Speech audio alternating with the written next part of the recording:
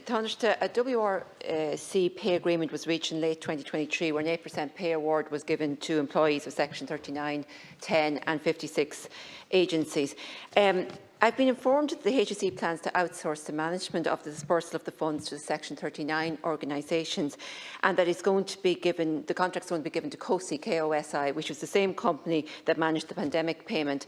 And I'd just like to say 2 years on, and there are still employers who have not received that payment, so it doesn't really augur well for the payment of this agreement. I'm wondering why, first of all, a national pay deal is actually being outsourced to a company to manage, and secondly, what the cost of this is, and thirdly, if there are delays, it's going to allow the pay discrepancy to widen, which is adversely affecting recruitment and retention of staff.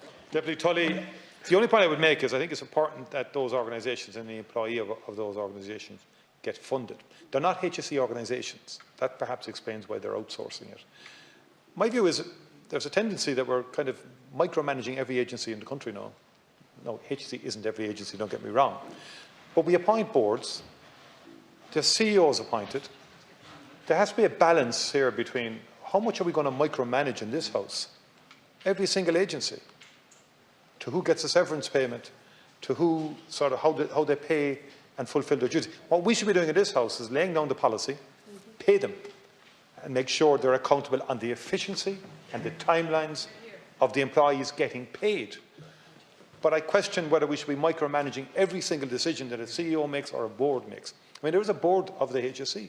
They're appointed. They're there. They're accountable to the, to the House eventually, and they're before the various committees. So that's not targeted at you. It's just a general trend that we're now getting embroiled in every sort of second decision that boards make and agencies make.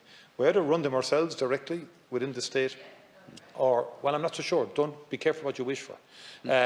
Or we allow the agencies were created for a reason, and sometimes it was to give them more freedom and autonomy to do things and get things done.